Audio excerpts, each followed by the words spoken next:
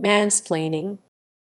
Mansplaining, a blend word of man, and the informal form splaining of the gerund explaining, is a pejorative term meaning of a man to comment on or explain something to a woman in a condescending, overconfident, and often inaccurate or oversimplified manner.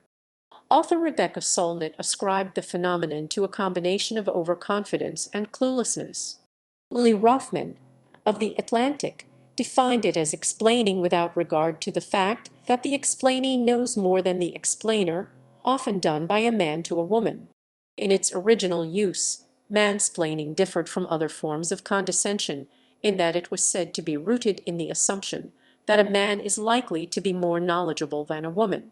However, it has come to be used more broadly, often applied when a man takes a condescending tone in an explanation to anyone, regardless of the age or gender of the intended recipients. A mansplaining can be delivered to any audience. In 2010, it was named by the New York Times as one of its words of the year. American Dialect Society nominated mansplaining as the most creative new word in 2012. Origins. The verb splain has been in use for more than 200 years, originally as a colloquial pronunciation of the late Middle English word explain. It came increasingly to refer to condescending or verbose explanations. The term mansplaining was inspired by an essay, "Men Explain Things to Me, Facts Didn't Get in Their Way," written by Rebecca Solnit and published on Tom Dispatch.com on 13 April 2008. In the essay, Solnit told an anecdote about a man at a party who said he had heard she had written some books. She began to talk about her most recent, on Edward Muybridge, whereupon the man cut her off and asked if she had heard about the very important Muybridge book that came out this year, not considering that it might be, as in fact it was Solnit's book. Solnit did not use the word mansplaining in the essay, but she described the phenomenon as something every woman knows. A month later, the word appeared in a comment on the social network Live Journal. It became popular among feminist bloggers before entering mainstream commentary.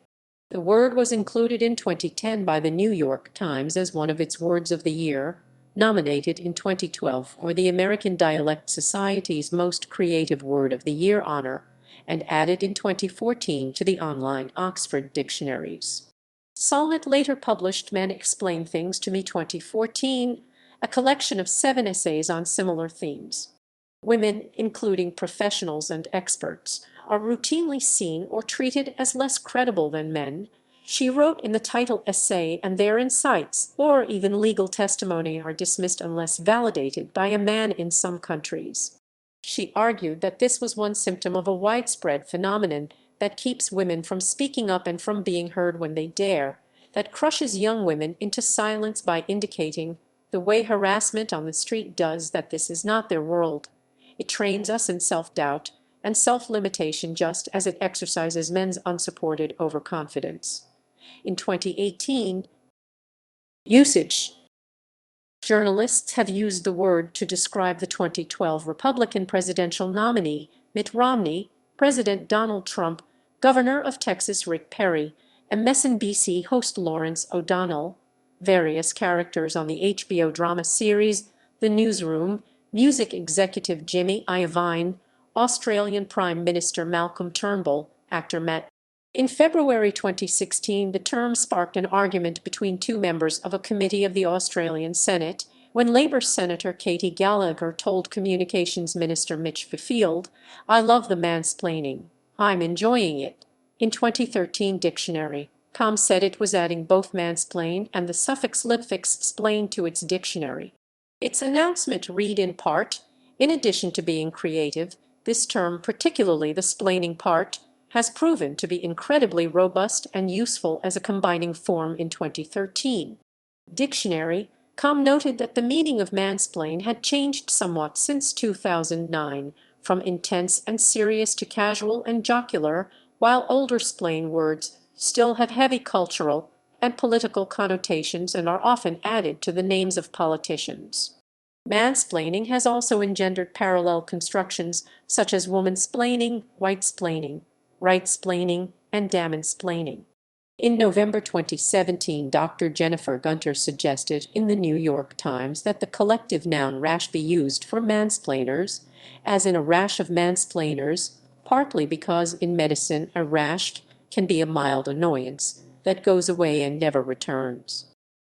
Criticism. NPR News staff disputed the usefulness of the term, given its gender-specific nature and negative connotation. Leslie Kinzel described it as inherently biased, essentialist, dismissive, and a double standard. In a 2016 Washington Post article, Kathy Young wrote that it is just one of a number of terms using man as a derogatory prefix, and that this convention is part of a current cycle of misandry. Megan Daum, in a 2015 Los Angeles Times article, wrote that to suggest that men are more qualified for the designation than women is not only sexist, but almost as tone-deaf as categorizing everything that a man says as mansplaining. In 2014, Solnit herself said she had doubts about it. It seems to me to go a little heavy on the idea that men are inherently flawed this way, rather than that some men explain things they shouldn't and don't hear things they should.